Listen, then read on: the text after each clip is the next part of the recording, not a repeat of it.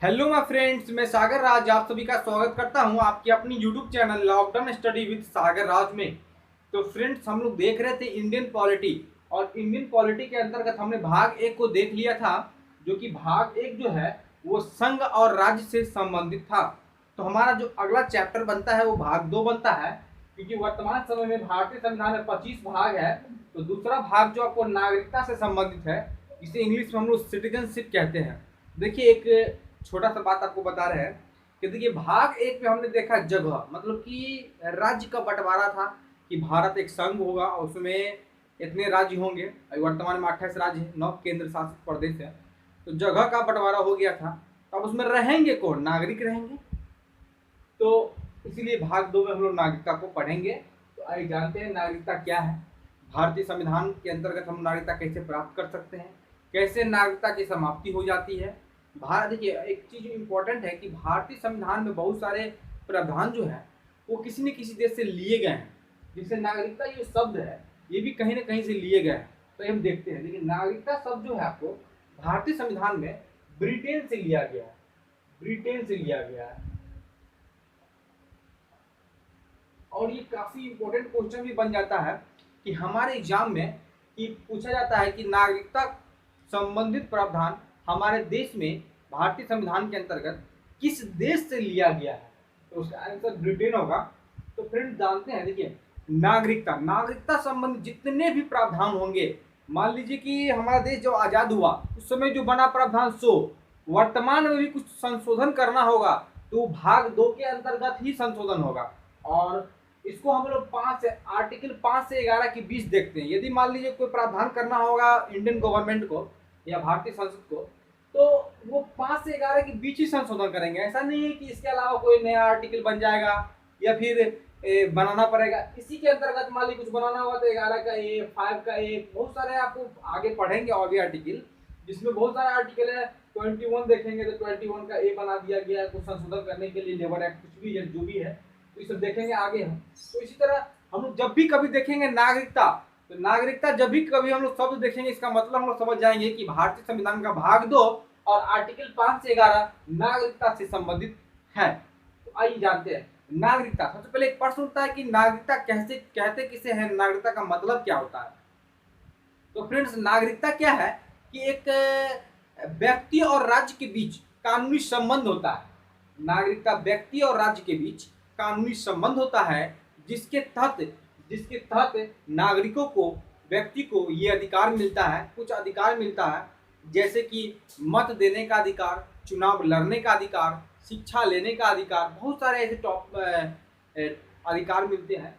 और भी ईटीसी है। तो आप सीधा इतना याद रख सकते हैं कि नागरिकता व्यक्ति और राज्य के बीच एक कानूनी संबंध होता है, जिसके तहत व्यक्ति को कुछ अधिकार प्राप्त होते हैं। चुनाव लड़ने का अधिकार, मत देने का अधिकार, रोजगार, नौकरी करने का अधिकार, etc। तो भारतीय नागरिकता की बात करें, ये जो है भारतीय नागरिकता जो है भारतीय संविधान में ब्रिटेन से लिया गया है। ब्रिटेन के नागरिकता को अपनाया गया है और उसमें संशोधन करके अपना शामिल किया गया है। तो ब्रिटेन, देखिए, नागरिकता मूलतः दो प्रकार के होते हैं। एक एकल नागरिकता होता है, एकल, और एक दोहरी नागरिकता होता है, दोहरी नागरिकता। तो प्रश्न उठता है कि एकल नागरिकता क्या है और दोहरी नागरिकता क्या है। तो फ्रेंड्स, एकल नागरिकता का मतलब होता है, जैसे भारत में जो है वो एकल नागरिकता का प्रावधान है। और ब्रिटेन, स्वाभाविक सी बात है, यदि ब्रिटेन से हमारा संविधान लिया गया है, नागरिकता संबंधित प्रावधान लिया गया है, और भारत की एकल, इसका मतलब ब्रिटेन का भी एकल होगा। तो ब्रिटेन में भी एकल नागरिकता का प्रावधान है। तो एकल नागरिकता का मतलब ये होता है किसी देश का कोई व्यक्ति है, मान लीजिए ये भारत देश है हमारा, मान लीजिए मैं भारत बनाता हूं,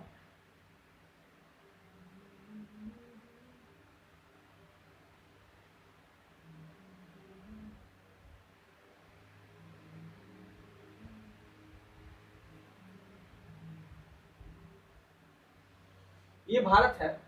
तो भारत में बहुत सारे प्रांत है, यहाँ पे गुजरात है, महाराष्ट्र है, कर्नाटक है, गोवा है, यहाँ पे आपको केरल है, तमिलनाडु है, बहुत सारे देश है, जम्मू कश्मीर है, नीचे आएंगे तो हिमाचल प्रदेश है, हरियाणा है, पंजाब है, उत्तराखंड है, हिमाचल प्रदेश है, उत्तराखंड है, फिर आपको यूपी है, फिर बिहार है, इधर वेस्ट बंगाल है, सिक्किम है।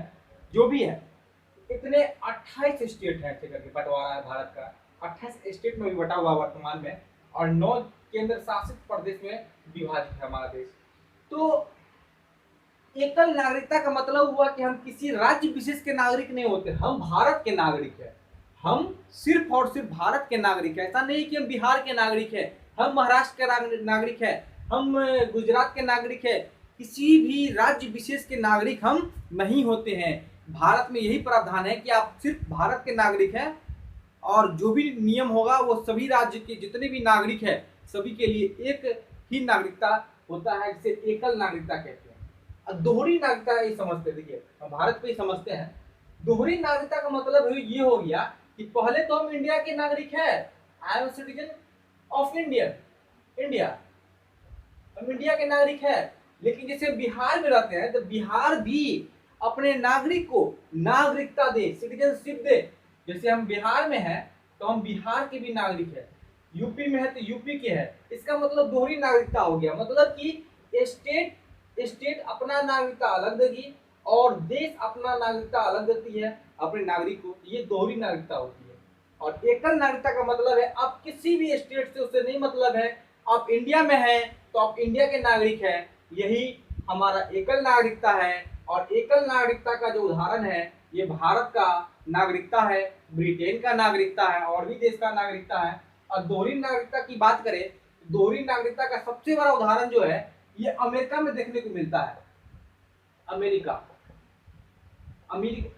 में जो है दोहरी नागरिकता है, मतलब कोई भी वहां के जो नागरिक है उसे पहले अमेरिका का नागरिकता प्राप्त है, अमेरिका का है। और अमेरिका का तो नागरिक है, मान लीजिए वहां का कोई वाशिंगटन डीसी या फिर कोई स्टेट है, न्यूयॉर्क है, बहुत सारे स्टेट है वहां पे 51 स्टेट है अमेरिका में। तो 51 स्टेट में से किसी भी स्टेट के नागरिक है तो पहले उसे ना अमेरिका का नागरिकता मिलेगा, उसके बाद न्यूयॉर्क के है, जहाँ के भी है 51 स्टेट है, 51 स्टेट अपना अपना अलग नागरिकता प्रदान करती है। इसे दोहरी नागरिकता कहते हैं। अर्थात हमारे एग्जाम में क्वेश्चन पूछा जाता है कि दोहरी नागरिकता का सबसे बड़ा उदाहरण कहाँ देखने को मिलता है, अमेरिका हो गया, स्विट्जरलैंड हो गया, ये दोनों देश ज्यादातर देखने को और एग्जाम में क्वेश्चन आते हैं। और भारत में पूछा जाता है कैसा नागरिकता प्रावधान है, तो आप निस्संदेह बोल सकते हैं एकल नागरिकता। ब्रिटेन में भी एकल नागरिकता का प्रावधान है। ये तो हो गई कि भारत का नागरिकता कैसा है, उसका स्वरूप हो गया। हमने आपको एग्जाम्पल भी बता दिया। नागरिकता व्यक्ति और राज्य के बीच एक कानूनी संबंध होता है जिसके तहत उसे कुछ अधिकार प्राप्त होता है, जैसे चुनाव लड़ने का अधिकार, मत देने का अधिकार, शिक्षा लेने का अधिकार, नौकरी करने का अधिकार, etc। और उसके बाद अब तक मैंने जितना पढ़ा है इसमें पहला क्वेश्चन यही पूछा जा सकता है आपको कि भारतीय नागरिकता कितने भाग में है, 2, कितने आर्टिकल के अंतर्गत आते हैं, 5 से 11, कहाँ से लिया गया है, ब्रिटेन से, भारत में कैसी नागरिकता है, एकल, और दोहरी नागरिकता का उदाहरण अमेरिका, स्विट्जरलैंड। तो आइए अब हम जानते हैं कि भारत में जो नागरिकता है वो कैसे प्राप्त किया जा सकता है। मान लीजिए कोई व्यक्ति है वो किसी अदर कंट्री का है, विदेश के फॉरेनर है, तो उसे तो फ्रेंड्स आइए जानते हैं कि नागरिकता प्राप्त करने की कुछ शर्त है। यदि हम भारतीय संविधान के अंतर्गत नागरिकता प्राप्त करना चाहते हैं तो उसकी कुछ शर्त है जो कि भारतीय संविधान में उल्लेखित है। तो आइए जानते हैं क्या क्या शर्त है। पहला शर्त है जन्म के आधार पर। जन्म के आधार पर जो है भारतीय नागरिकता प्रदान की जाती है। जन्म के आधार का मतलब ये हुआ 26 जनवरी जब हमारा संविधान लागू हुआ, देखिए संविधान हमारा लागू हुआ 26 जनवरी 1950 को पूर्ण रूप से लागू हुआ और बन के तैयार हुआ था 26 नवंबर 1949 को, लेकिन लागू इस दिन से हुआ तो घोषणा हुआ आपको 26 नवंबर को। तो यही कहा जाता है कि यदि किसी व्यक्ति का जन्म 26 जनवरी 1950 के पश्चात भारत में हुआ और उसके माता या पिता में से कोई भी एक भारतीय है तो उसे जन्म के आधार पर भारत की नागरिकता दी जाती है। जैसे कि हम लोगों का जो नागरिकता है वो जन्म के आधार पे, क्योंकि हम 26 जनवरी 1950 के पश्चात मेरा जन्म हुआ है, 2019 जो भी हुआ हो, जब भी हुआ हो उस टाइम मेरा जन्म हुआ 1950 के पश्चात हुआ, भारत में हुआ, हमारे माता या पिता में से कोई भी एक भारतीय थे, तो जन्म के आधार पे। दूसरा होता है वंशीय परंपरा के आधार पे। देखिए कहा गया भारत में, इसमें कहा गया जन्म के आधार पर कि 26 जनवरी 1950 के पश्चात भारत में जन्म हुआ और उसका माता या पिता कोई भी एक भारतीय हो। ऐसा भी तो हो सकता है कि 1950 के पश्चात किसी का जन्म भारत में ना हुआ, नेपाल में हुआ या किसी और भी विदेश में हो, कोई भी अदर कंट्री में हुआ, उसे नहीं दी जाएगी। इसी के लिए इस बात को क्लियर किया गया वंशीय परंपरा के आधार पर। इसमें यह कहा गया है यदि किसी व्यक्ति का जन्म भारत के अलावा किसी अन्य देश में होता है और उसके माता या पिता कोई भी एक भारतीय है, उसे वंशीय परंपरा के आधार पे भारत की नागरिकता प्रदान की जा सकती है। फिर से आपको ये बताते हैं, वंशीय का मतलब यही हुआ कि यदि कोई व्यक्ति का जन्म भारत से बाहर किसी अलग देश में हुआ हो और उसके माता या पिता में से कोई भी एक भारतीय हो, तो उनको वंशीय परंपरा के आधार पे भारत की नागरिकता प्रदान की जाती है। तीसरा होता है देशीकरण द्वारा। देखिए देशीकरण जो होता है ना, एक प्रमाण पत्र होता है। देशीकरण का एक प्रमाण पत्र होता है। यदि कोई व्यक्ति प्रमाण पत्र को प्राप्त कर लेता है तो उसके आधार पर जो है आपको नागरिकता प्रदान की जाती है। इसमें कुछ शर्त है, प्रदान करने प्राप्त करने के लिए कुछ शर्त है। तो शर्त ये, पहला तो शर्त ये है कि वो जिस भी देश का, अदर देश का मान लीजिए कि निवासी है, नागरिक है, तो उसको अपने देश का नागरिकता को त्याग करना हो। क्योंकि देखिए नागरिकता जो किसी एक देश का ही आप रख सकते हैं। मान लीजिए कि हम भारत में है, हम यूएसए का मान लीजिए नागरिकता चाहते हैं, तो उसके लिए हमें पहले भारत के नागरिकता को त्याग करना होगा, तब जाकर के मुझे यूएसए की नागरिकता मिलेगी, ब्रिटेन की नागरिकता मिलेगी, जो है जहाँ का हम लेना चाहें। बहुत सारे हीरो हैं, अक्षय कुमार को देख लीजिए, इनके पास कनाडा की नागरिकता है। बहुत सारे एक्टर एक्ट्रेस है जो कि बाहर की नागरिकता रखे हैं, लेकिन वो अपने देश के लिए करते हैं। अक्षय कुमार का देख लीजिए, एक मिसाल है हमारे देश के लिए। कोई भी ऐसा मतलब कि हमारा देश संकट में पड़ता है तो सबसे पहला योद्धा का नाम अक्षय कुमार का जाता है, जो फंड रिलीफ करते हैं और दान करते हैं, लेकिन वो नागरिकता रखे हुए कनाडा का। तो हमसे देशीकरण, उसमें क्या होता है कि देशीकरण में सबसे पहले ये होता है कि वो भारतीय संविधान के प्रति अपना निष्ठा मतलब आदर सम्मान व्यक्त किया हो, तो उसे देशीकरण का प्रमाण पत्र के अंतर्गत उसे नागरिकता प्रदान की जा सकती है। दूसरा, वो जिस देश का निवासी है या नागरिक है, उस देश की नागरिकता को त्याग करके इसकी सूचना भारत सरकार को दिया हो। उसके बाद आपको ये हो गया, उसके बाद उसको भारतीय संविधान के अंतर्गत जितने भाषा है उनमें से किसी एक भाषा का ज्ञान उसे हो। तो इन सभी के आधार पर जो है देशीकरण द्वारा नागरिकता प्रदान की जा सकती है। विशेष तौर पर कुछ ऐसे होते हैं जैसे कि खेल में अच्छा रोल, विश्व शांति में, उसके बाद आपको किसी विज्ञान की खोज के लिए कुछ विशिष्ट कार्य करते हैं, उनको ये सब नियम उन पर लागू नहीं होता, उसे डायरेक्ट देशीकरण के द्वारा नागरिकता प्रदान होता है। जैसे मदर टेरेसा की बात करें, मदर टेरेसा को जो है भारत की नागरिकता प्रदान की गई थी। ये आपको यूगोस्लाविया की थी टेरेसा, मदर टेरेसा। इसको जो नागरिकता प्रदान, इनको जो नागरिकता प्रदान किया गया था वो देशीकरण द्वारा किया गया था। ठीक है, तो देशीकरण के द्वारा भी नागरिकता प्रदान की जाती है। चौथा, पंजीकरण के द्वारा। मान लीजिए कि कोई आदमी है और कोई आदमी है, विदेशी है, और वो भारतीय कोई भारतीय व्यक्ति है और विदेशी लड़की से शादी कर लेते हैं, उसको पंजीकरण के द्वारा ही जो है ना भारत की नागरिकता प्रदान की जाती है। मतलब हुआ कि जैसे कि बहुत सारे हीरो एक्ट्रेस है, जैसे कि मान लीजिए अभी आपको क्या बोलते हैं, देखिए पंजीकरण के द्वारा जो नागरिकता प्रदान की जाती है, इसका एक सबसे बड़ा शर्त क्या है कि वो कम से कम 7 वर्ष से वो भारत में रह रहा हो, वो 7 वर्ष से भारत में रह रहा हो। और जैसे कि देख लीजिए कि मान लीजिए कि कोई इंडियन जेंट्स है, वो विदेशी स्त्री से शादी कर लेता है और उसको उसकी जो पत्नी होती है या करेगा भविष्य में, उनको भारत की नागरिकता प्राप्त करना होगा। तो पंजीकरण के द्वारा ही, अपना पंजीकरण रजिस्ट्रेशन करा करके ही वो भारतीय नागरिकता प्राप्त कर सकते हैं।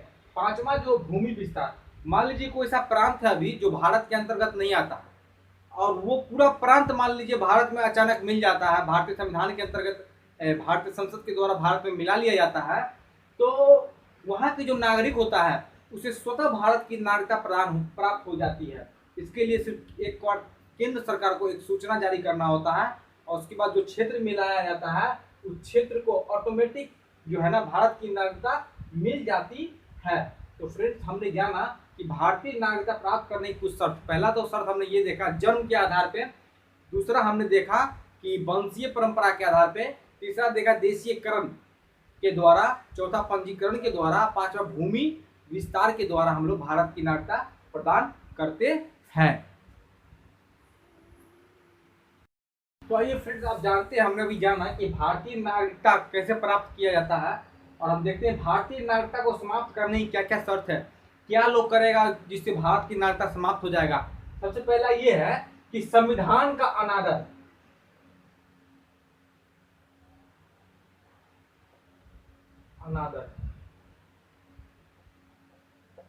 तिरस्कार जिसे कहते हैं हम लोग। यदि कोई व्यक्ति भारतीय संविधान के अंतर्गत जितने भी प्रावधान है उसका वो पालन नहीं करे, अनादर करे, अपमान करे, तो उसे भारत की नागरिकता समाप्त कर दिया जाता है। उसके बाद जो बात करें हम कि मान लीजिए कोई स्त्री है और वो विदेशी पुरुष से शादी कर ले, तो उस स्त्री की भी जो है ना, स्त्री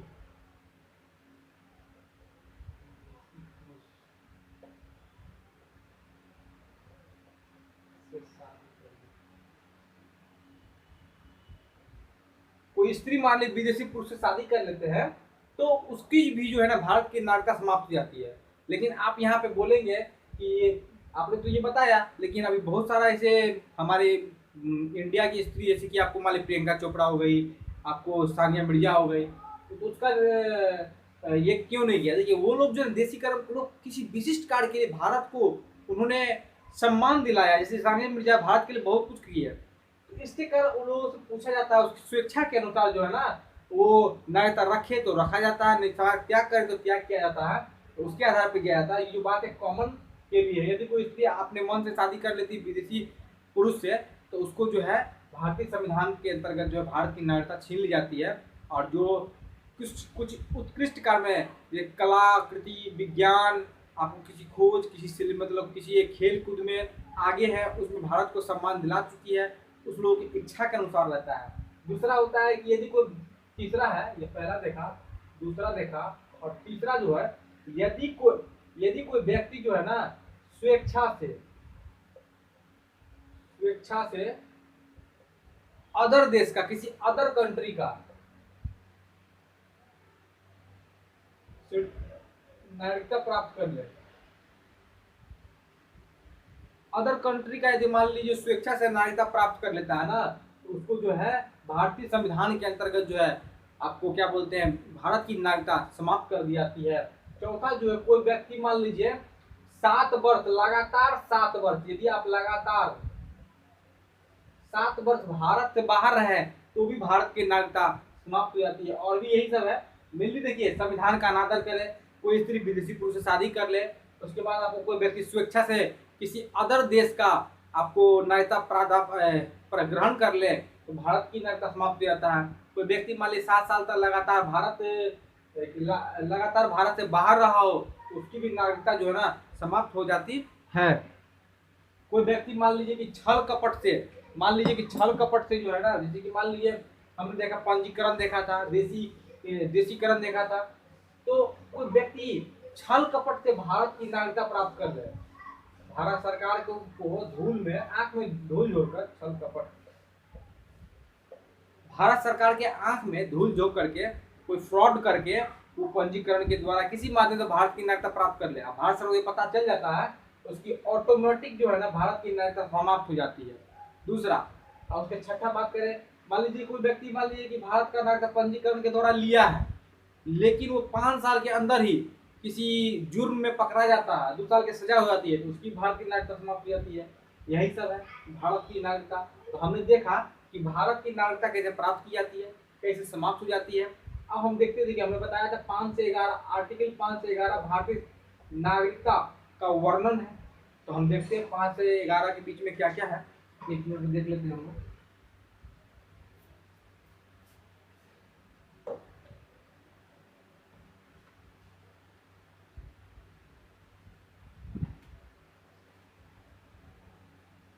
देखिए आर्टिकल 5 की बात करें तो आर्टिकल 5 में कहा गया है कि जब हमारा संविधान लागू होगा 26 जनवरी 1950 को हमारा संविधान लागू हुआ, इसमें ये कहा गया कि जब हमारा संविधान लागू होगा उसके बाद भारतीयों को जो नागरिकता प्रदान की जाएगी वो उसमें तीन शर्त रखा गया, तीन शर्त रखा गया। पहला ये रखा गया कि यदि किसी व्यक्ति का जन्म 26 जनवरी 1950 के पश्चात भारत में हुआ तो भारतीय नागरिकता उसे प्रदान किया जाएगा, लेकिन माता या पिता कोई एक भारतीय हो। दूसरा ये कहा गया यदि किसी व्यक्ति का जो है पहला कि 26 जनवरी 1950 के पश्चात का जन्म भारत में हुआ हो। दूसरा कहा गया कि मान लीजिए किसी व्यक्ति का जन्म भारत से बाहर हुआ हो लेकिन वो भारत में रह रहा है, माता और पिता में से कोई भी एक, माता पिता कोई भी एक भारतीय हो। तीसरा कहा गया कि यदि कोई व्यक्ति 26 जनवरी 1950 से 5 वर्ष पूर्व 1950 से 5 वर्ष पूर्व से यदि वो भारत में रहा हो तो उसे भारत की नागरिकता प्रदान की जाती है। देखिए फिर से समझते हैं आर्टिकल 5 में क्या कहा गया कि यदि किसी व्यक्ति की नागरिकता की बात की गई उसमें तीन शर्त रखा गया कि भारतीय को नागरिकता दी जाएगी। पहला शर्त ये रखा गया कि उसका जन्म जो है ना वो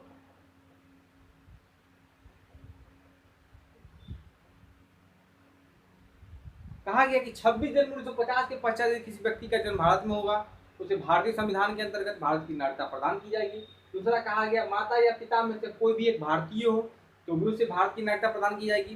तीसरा कहा गया कि 26 जनवरी 1950 से 5 वर्ष पूर्व 26 जनवरी 1950 से 5 वर्ष पूर्व वो लगातार भारत में रहा हो तो उसे भारत की नागरिकता प्रदान की जाएगी। तीनों में से कोई भी एक शर्त, तीन शर्त रखा गया, इसमें कोई भी एक शर्त फुलफिल करता है तो भारत की नागरिकता प्रदान की जाएगी।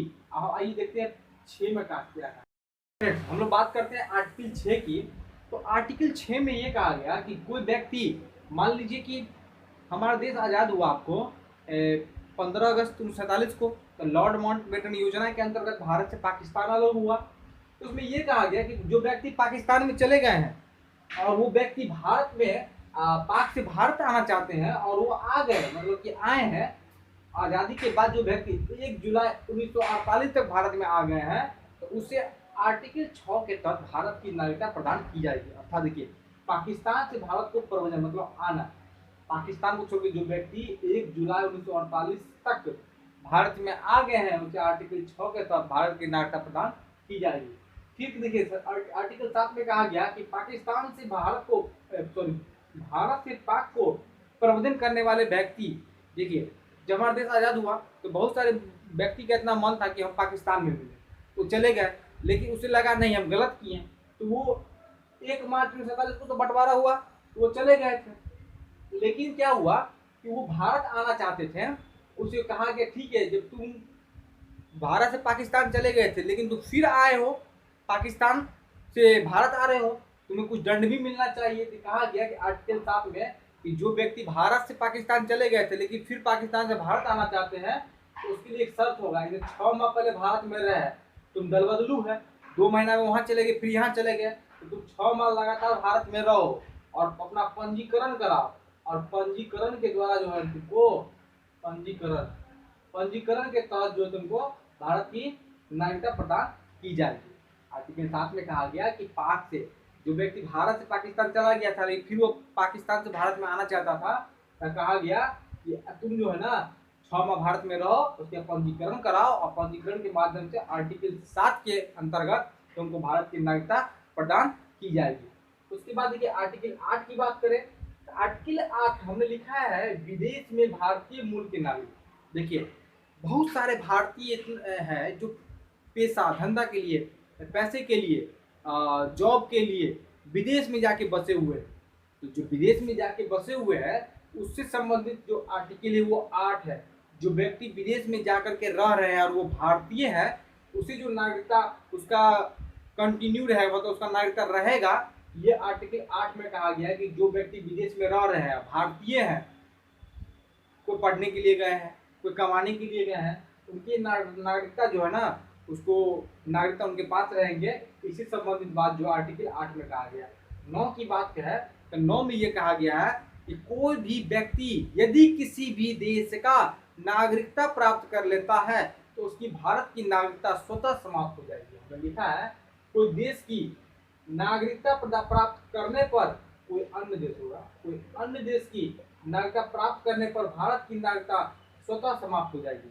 अर्थात कोई व्यक्ति मान लीजिए यदि भारत के हैं और वो मान लीजिए कि अमेरिका की नागरिकता प्राप्त कर लिए हैं तो भारत की नागरिकता उसकी स्वतः समाप्त हो जाएगी। यही आर्टिकल 9 में कहा गया है। आर्टिकल 10 की बात करें तो आर्टिकल 10 में ये कहा गया है कि भारत की नागरिकता संबंधित कानून जो है भारत के नागरिक के पास रहेंगे, मतलब उसका जो हक है वो भारत के नागरिक के पास है। और आर्टिकल 11 ये देखिए इतना इंपॉर्टेंट नहीं है एग्जाम के दृष्टिकोण से, आर्टिकल 11 इंपॉर्टेंट है। आर्टिकल 11 की बात करें तो आर्टिकल 11 में कहा गया है कि आर्टिकल 11 के तहत भारत के संसद को यह अधिकार दिया गया है कि आप किसी भी व्यक्ति के, आर्टिकल 11 मतलब संसद के पास यह अधिकार देता है कि आप नागरिकता प्राप्त करने के लिए और समाप्त करने के लिए, दोनों नागरिकता प्राप्त करने के लिए और समाप्त करने के लिए आप कानून बना सकते हैं। तो इसी के तहत जो है ना आर्टिकल 11 के तहत ही ना अभी देश में हल्ला हो रहा था। CAB पहले आप सुने होइएगा, फिर CAB था क्या, सॉरी CAA, ये जो इसी के तहत है। मतलब भारतीय संसद को यह अधिकार मिलता है आर्टिकल 11 के तहत कि वो नागरिकता संशोधन में नियम बना सकती है, कानून बना सकती है। तो एक CAB सिटीजनशिप अमेंडमेंट बिल मतलब कि नागरिकता संशोधन बिल था, फिर बाद में जाके वो एक्ट बन गया सिटीजनशिप अमेंडमेंट एक्ट। तो इसमें क्या था कि इसमें ये क्या CAA बहुत हल्ला हो रहा था, बहुत चर्चा का विषय था हमारे देश में, जगह जगह प्रदर्शन हो रहे थे। तो ये CAA जो है इसमें क्या कहा गया, मूल रूप से क्या कहा गया, भारत है मान लीजिए ये, और भारत के ये भारत है मान लीजिए, आप आते हैं भारत है, ये भारत है। तो भारत के इधर देखिए यहाँ पे आपको बांग्लादेश है, इधर चाइना है, फिर यहाँ पाकिस्तान है, ठीक है, फिर यहाँ तो अफगानिस्तान है। तो मेनली तीन मतलब कि तीन हमारा पड़ोसी राज्य पाकिस्तान लिख देते हैं, अफगानिस्तान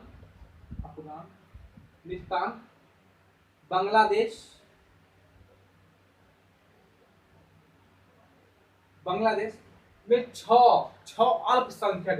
अल्पसंख्यक के मतलब क्या हुआ, जैसे भारत के लिए आपको ईसाई अल्पसंख्यक है, मुस्लिम अल्पसंख्यक है, मतलब वहाँ की देश की जो नागरिक की संख्या है ना उसमें सबसे कम संख्या जो भी हो तो ये अल्पसंख्यक, जहाँ कम संख्या में हो, कम यूनिटी में हो। तो जैसे इस सब देश में जो है ना हिंदू मुस्लिम बोल रहे, अब पाकिस्तान अफगानिस्तान मुस्लिम का जो है ना जनसंख्या बहुत है वहाँ, तो वहाँ जो है हिंदू बहुत कम है, ईसाई छह धर्म है, हिंदू आपको ईसाई हो गया, क्रिश्चियन हो गया, और भी तीन चार जो अभी एग्जिस्ट है, तो 6 है। तो 6 को ये कहा गया कि अभी जो है क्या नियम है कि जो अभी भारत का नागरिकता लेना चाहते हैं तो अभी वर्तमान में नियम है कि 11 साल आपको भारत में रहना पड़ेगा।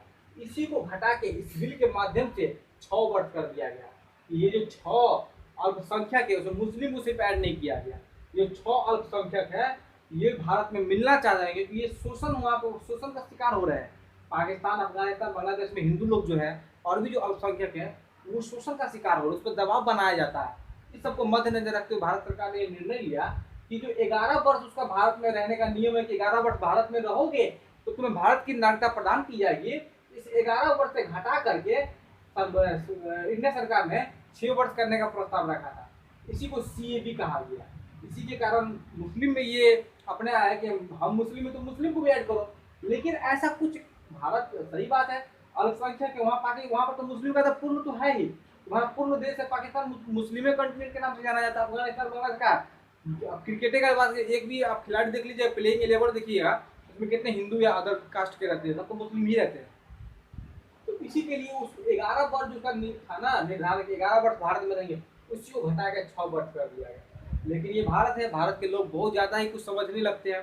सीएए बिल आया तो इस पर तुरंत समझ गए हैं कि ये हमारे विरोध में है, ये नहीं समझे क्या है नहीं है। लेकिन देखिए कोरोना वायरस को लेकर के मोदी सरकार ने बताया है कि घर में रहिए, ये किसी ने नहीं समझा, घर से निकल ही रहे हैं, जगह जगह फैलाव कर रहे हैं। किसके कारण फैला है आप लोग भी जान रहे हैं कि भारत अभी 1 लाख प्लस में पहुंच चुका है, क्यों फैला जानिए रहे हैं। तो सीए मतलब कि वो था, ये नहीं है कि भारत में जो व्यक्ति रह रहे हैं, भारत में जो मुस्लिम रह रहे हैं, भारत में जो अदर कास्ट रह रहे हैं उसकी नागरिकता समाप्त हो जाएगी, ये नहीं है।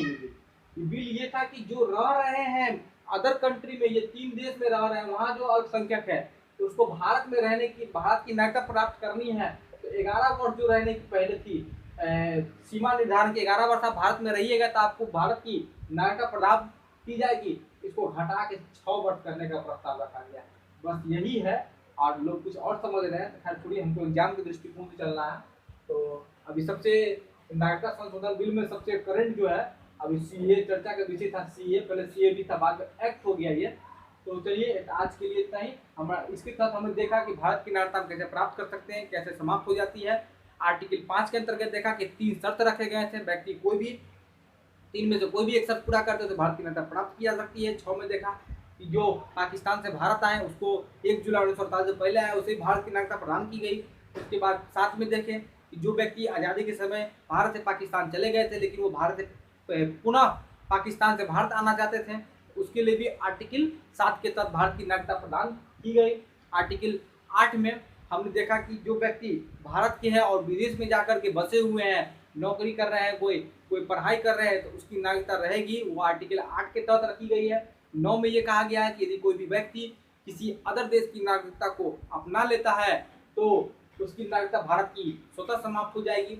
10 में हमने देखा ये कहा गया है कि व्यक्ति की नागरिकता संबंधी जो कानून है वो नागरिक के पास रखेंगे। 11 में हमने देखा कि संसद को अधिकार देता है हमारा भारतीय संविधान कि नागरिकता संबंधित कानून बना सके। अब देखिए एक इम्पोर्टेंट बात है, आपको बता दें, देखिए भारतीय संविधान में 5-6 अनुच्छेद है। आर्टिकल 15, 16, 19, 29 और 30, 15, 16, 19, 29, 30 ये आर्टिकल हम लोग देखेंगे मौलिक कर्तव्य, मौलिक अधिकार में। मौलिक अधिकार भाग 3 जो हम देखने वाले अगले क्लास में देखेंगे, भाग 3 मौलिक अधिकार देखेंगे। तो मौलिक अधिकार में सबको डिटेल से देखेंगे, लेकिन ये जो 1, 2, 3, 4, 5 आर्टिकल इसमें जो बातें कही गई है, मौलिक अधिकार की बात की गई है, ये जो है सिर्फ और सिर्फ भारतीय नागरिक को प्रदान की जाती है, विदेशी नागरिक को प्रदान नहीं किया जाता है। तो फ्रेंड्स इस सभी आर्टिकल को हम कल के क्लास में देखेंगे। कल का हमारा क्लास होने वाला है भाग 3, भारतीय संविधान का भाग 3 जो कि मौलिक अधिकार है, मौलिक अधिकार का वर्णन है। और ये बहुत इंपॉर्टेंट है, इससे प्रत्येक एग्जाम में 5 से 6 क्वेश्चन पूछे, आपको 5 से 6 पॉलिटिकल पूछा जाता है, उसमें 2 से 3 क्वेश्चन इसी से आएगा, 2 क्वेश्चन आएंगे ही आएंगे। तो आइए हम कल की क्लास में देखते हैं। आज के लिए इतना ही। ज़्यादा से ज़्यादा हमारे चैनल को शेयर करें, सब्सक्राइब करें, लाइक करें। Thank you.